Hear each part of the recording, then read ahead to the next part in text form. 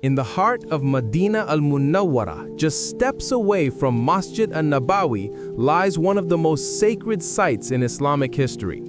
Jannatul Baqi, meaning the Garden of Baqi or the orchard, serves as the eternal resting place for thousands of companions of the Prophet Muhammad, peace be upon him, members of his blessed family, and countless believers across 14 centuries. Today, we'll explore the profound history, spiritual significance, and enduring legacy of this hallowed ground that has witnessed the passage of Islamic civilization from its earliest days to the present moment. The history of Jannatul Baqi begins in the very first year after the Hijrah, the Prophet's migration from Mecca to Medina in 622 CE. When the first Muslim in Medina passed away, the Prophet himself selected this location as the burial site. That companion was Uthman ibn Mazun, a close friend who had migrated to Abyssinia and later to Medina, enduring persecution for his faith. The Prophet Muhammad, peace be upon him, personally placed a stone marker at Uthman's grave and declared, "I have buried our forerunner here, and I shall be buried close to him." This prophetic statement imbued the cemetery with extraordinary significance, and it quickly became the preferred burial ground for the Muslim community of Medina. The name Baqi comes from a type of tree that once grew abundantly in this area. Before Islam, this land was simply an open space on the outskirts of Medina, but with the Prophet's blessing, it transformed into what Muslims believe to be one of the most sacred burial grounds on earth. Over the years, as the Islamic community grew, so did Jannatul Baqi.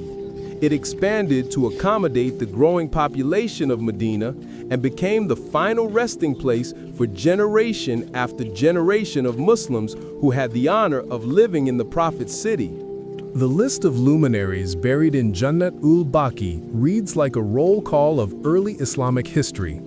Among the most prominent are members of the Prophet's own family. His beloved daughter, Fatima az-Zahra, is believed to be buried here, though the exact location of her grave, like many others, is unmarked. Several of the Prophet's wives, the mothers of the believers, rest in Jannatul Baqi, including Aisha, Hafsa, Zainab bint Jahsh, and others. His son Ibrahim, who died in infancy, is also buried here, as is his aunt Safiya.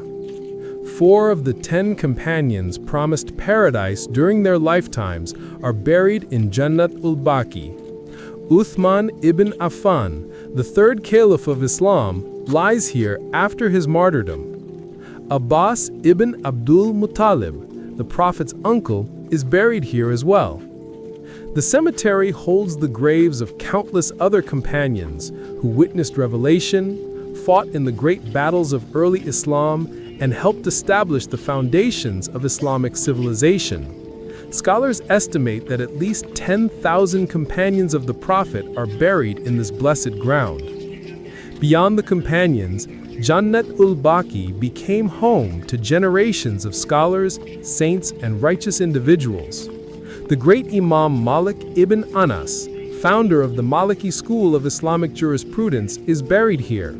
Countless others who dedicated their lives to preserving and transmitting Islamic knowledge rest in this sacred soil. For Muslims, visiting Jannatul Baqi carries profound spiritual weight. The Prophet Muhammad, peace be upon him, himself would regularly visit this cemetery, especially in the later years of his life. He taught his companions how to greet the deceased and make supplications for them, establishing a tradition that continues to this day. According to Islamic tradition, the Prophet said, "Those who are buried in al-Baqi, God will resurrect them from among the secure ones on the Day of Judgment." This hadith has given Muslims throughout history great comfort and made burial in or near Jannatul Baqi a deeply cherished aspiration. Visitors to Medina, especially those performing Hajj or Umrah, make it a point to visit Jannatul Baqi. Following the Prophet's example, they offer greetings of peace to those buried there and pray for their souls. The recommended supplication taught by the Prophet, includes asking God for forgiveness for both the living and the dead. The cemetery serves as a powerful reminder of mortality and the temporary nature of worldly life. Standing before these graves, Muslims reflect on the fact that even the greatest companions, despite their proximity to the Prophet and their immense sacrifices, eventually return to their Creator. Jannatul Baqi today covers approximately 175,000 square meters. It's enclosed by walls with several gates, the most commonly used being the Baqi gate that opens directly from Masjid an-Nabawi. The appearance of the cemetery has changed dramatically throughout history. In the early Islamic period and for centuries afterward, graves were marked with domes, structures, and markers identifying notable individuals buried there. Pilgrims would visit specific graves to pay their respects and seek blessings. However, in 1806 and again definitively in 1925, following the Saudi conquest of the Hijaz, these structures were demolished as part of a religious reform movement. The reasoning was based on a strict interpretation of Islamic monotheism, arguing that elaborate tombs and shrines could lead to practices considered incompatible with pure Islamic belief.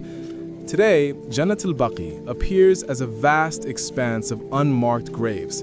Simple stones or markers indicate burial sites, but there are no names, no structures, and no way to identify who lies where.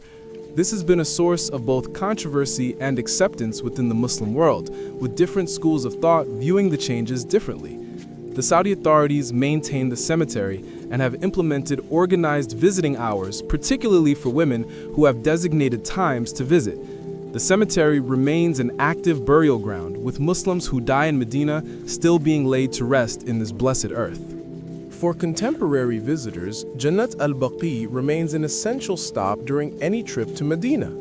The experience is deeply moving for most Muslims. Standing in this vast cemetery, knowing you're walking among the graves of those who walked with the Prophet, who heard his voice, who witnessed revelation, creates an indescribable connection to Islamic history. Visitors typically enter after Fajr prayer or at other designated times. The etiquette includes offering the Islamic greeting of peace, Assalamu alaikum, Ya ahla dar qawmin mu'mineen. Peace be upon you, O believing people of this abode. Supplications are then offered for the deceased and for oneself.